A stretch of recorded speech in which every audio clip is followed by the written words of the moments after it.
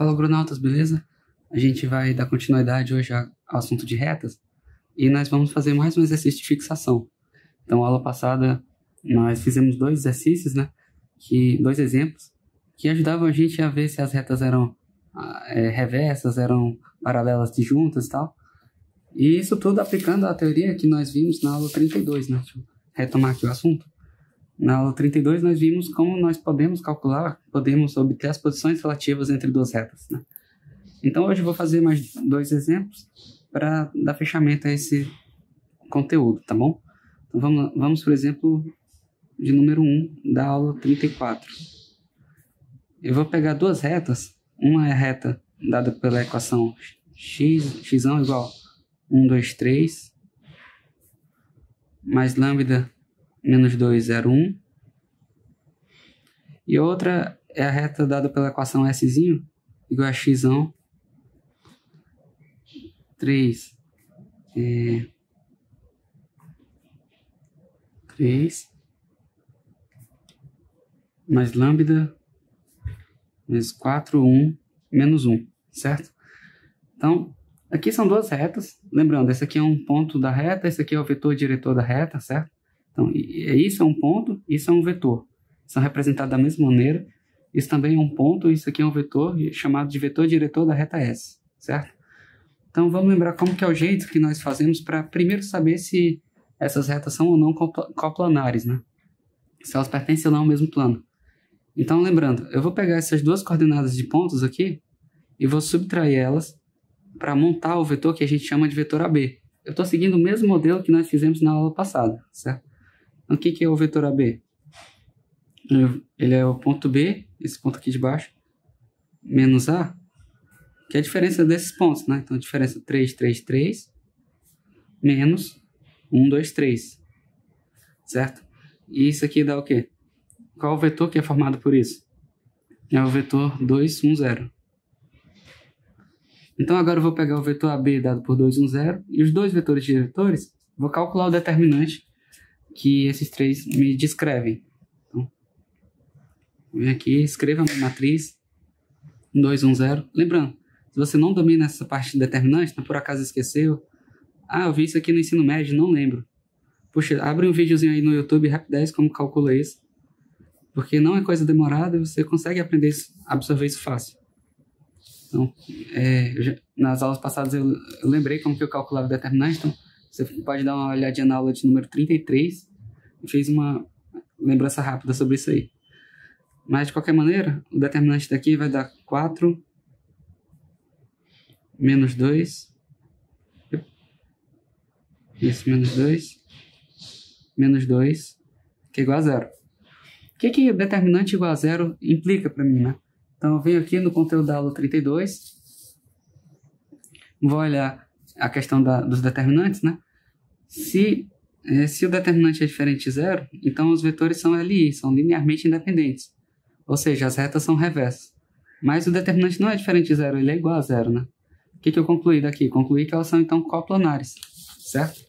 Então, essas duas retas, como o determinante dos três vetores que eu encontrei é igual a 0, essas duas retas são coplanares. Então, vou concluir bem aqui, RS são coplanares. O que quer dizer esse negócio de coplanar, né? O que isso significa? Significa que elas duas pertencem ao mesmo plano. Então, por exemplo, se eu tomo essas duas canetas aqui para ser minhas retas, nessa posição que elas estão aqui em cima do papel, elas estão na posição de coplanar. Mas na hora que eu tiro uma delas e boto aqui mais para cima do que da outra, ela já não pertence ao mesmo plano. Entende? Então isso é ser coplanar ou não. Então o determinante igual a 0 me garantiu que elas são coplanares, beleza. Só que depois que elas são coplanares, eu vou ver se elas são concorrentes, se elas são paralelas, se elas são coincidentes, certo? Como que eu faço essa análise? Eu tenho que olhar para os vetores diretores da reta, o vetor U e V. Lembrando, de novo, eu estou aplicando o conteúdo da aula 32. Eu venho aqui, o determinante não é 0. Opa, o determinante é 0. Isso implica que elas são coplanares. Sendo coplanares, eu vou analisar agora os vetores U e V, que são os vetores diretores da reta. Se eles são LI, elas são concorrentes. Se são LD, elas são paralelas. Então, o que são os vetores diretores dessas retas aqui? Esse aqui é o meu vetor U, certo? o vetor diretor U, e esse aqui é o meu vetor diretor V. Eu posso ver que U e V, eles não são múltiplos um do outro, né? Por exemplo, esse U aqui é menos 2, 0, 1. Se esse V fosse, por exemplo, menos 4, 0, 2, ou seja, multiplicando isso aqui por 2, eles seriam linearmente dependentes, mas não é o caso aqui. U igual a menos 2, 0, 1, e V igual a 4, 1, menos 1. Esses dois são linearmente independentes.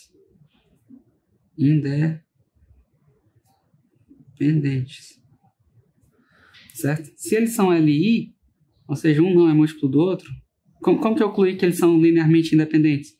Eu vi que um não é múltiplo do outro. Um não é múltiplo do outro. Certo? Foi isso que me levou a concluir que eles são LI. Então, se eles são LI, o que eu já garanto daqui? Que as retas são concorrentes. RS. Veja bem, eu tenho duas retas que pertencem ao mesmo plano. Ser linearmente dependente quer dizer que elas seriam paralelas, certo? Ou então que seriam coincidentes. Mas na hora que elas pertencem ao mesmo plano e os vetores são LI, ou seja, ela vai dar uma cruzadinha assim, em algum momento elas vão se cruzar, elas vão se cortar. E se isso acontece, eu posso afirmar que elas são concorrentes. A VRS são concorrentes. Tá bom? RS são concorrentes. Então essa aqui é a classificação das minhas retas. Elas são concorrentes. Show de bola. O que eu vou fazer no exemplo 2? O exemplo 2, eu vou pegar a informação que eu obtive nesse exemplo 1, ou seja, sabendo que elas são concorrentes, eu quero encontrar esse ponto que elas se encontram. Quero saber, poxa, eu sei que essas duas retas se cruzam, né? Certo, mas se cruzam aonde? Qual é esse ponto de cruzamento? Qual é esse ponto de interseção? Então, encontre a interseção entre RS. Esse símbolo aqui é um Czinho virado de cabeça para baixo, ele significa interseção, tá bom? Símbolo matemático, vocês devem conhecer. Certo. Como que eu faço isso, né? Eu vou escrever a equação da reta 1 e a equação da reta 2. Certo? Então, como que é a equação da reta R? Ela pode dizer que é assim, ó. Cada ponto x, né, cada ponto que é dado pela primeira coordenada, ele pode ser escrito da forma 1 menos 2 lambda. Tipo, 1 menos 2 lambda. E veja bem, essa técnica que eu vou fazer aqui, ela vai funcionar para todo caso que você quiser procurar interseção. Então, é por isso que existem essas aulas de fixação, para eu conseguir mostrar essas técnicas para vocês. O y, eu vou olhar para a segunda coordenada, no caso que é o 2, mais lambda vezes 0. 2 mais 0 vezes lambda. A coordenada z, ela é 3 mais 1 vezes lambda. Essa é a reta R. E agora eu vou para a reta S. Na reta S, eu vou seguir o mesmo padrão. As coordenadas x dos meus pontos obedecem a esse seguinte sistema. 3 mais 4 lambda. Eles são dessa forma. As coordenadas y são da forma 3 mais 1 vezes lambda. E as coordenadas z são da forma 3 menos 1 vezes lambda. Certo? E aí o que acontece? Olha o sol chegando. Isso aqui é o sol chegando, viu? É a iluminação natural. Deixa eu puxar aqui a mesa. Certo? O que acontece? Acontece que esses lambdas são diferentes. Assim, não é porque eu escrevi lambda na esquerda e na direita que eles representam o mesmo valor. Certo? Eles são escalares que estão multiplicando o meu vetor. Eles fazem aumentar ou diminuir o valor do meu vetor. Então, aqui eu vou tratar como lambda 1 e aqui eu vou tratar como lambda 2, certo? E aí, para que ocorra a igualdade, assim, para que uma reta encontre a outra, esse ponto de interseção tem que pertencer tanto à reta R quanto à reta S, né? Veja bem, aqui duas retas se encontrando. em um único ponto. Esse ponto pertence à reta vermelha e esse ponto também pertence à reta azul. Então, cada ponto deve obedecer às duas condições simultaneamente.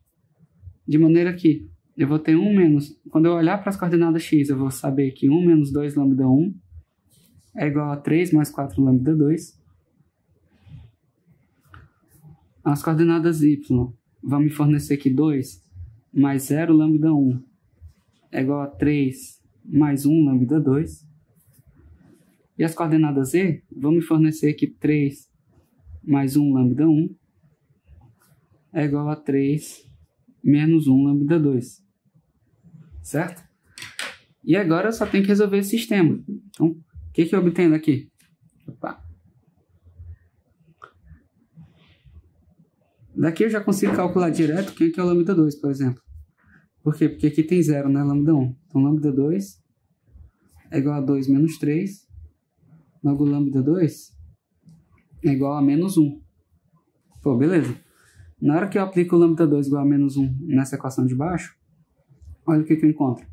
Aqui o 3 vai cancelar, né? Na esquerda e na direita. Encontro que lambda 1 é igual a menos o lambda 2, que é menos 1. Ou seja, o lambda 1 é igual a 1. Certo? E se lambda 1 é igual a 1, será que essa solução satisfaz a minha equação aqui inicial? Bora ver. Porque se ela não satisfizer, quer dizer que a reta não tem interseção. Mas ela tem que satisfazer porque a gente já encontrou que elas são concorrentes. Então, ó, 1 menos 2 vezes o lambda 1, que é 1, é igual a 3 mais 4 vezes menos 1. E, de fato, 1 menos 2 é igual a 3 menos 4, que é igual a menos 1. Então, ok. Essa solução satisfaz. Mas veja bem, o que eu encontrei agora foi o valor de lambda.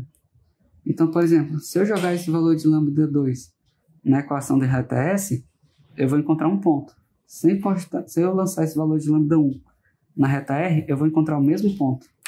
Certo? Essa é a questão. Então, se eu pego aqui a reta S, jogo lambda 2 igual a menos 1, o que eu obtenho? Eu obtenho x é igual a 3, 3, 3, mais menos 1 vezes 4, 1, menos 1. E aí, quem é esse x? X é igual a 3 menos 4 é menos 1. 3 menos 1 é 2. 3 menos menos 1, 4. Beleza?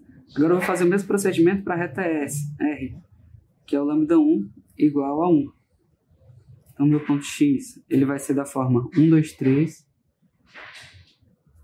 mais 1 vezes menos 2, 0, 1. Então, x é igual a 1 menos 2, que é menos 1. 2 mais 0, 2. 3 mais 1, 4. Veja bem, deu o mesmo ponto. E era o esperado pela teoria. Então, a interseção é justamente essa. Então, resposta, menos 1, 2, 4. Essa é a interseção. Beleza? E a gente vai fechar a aula por aqui. Valeu?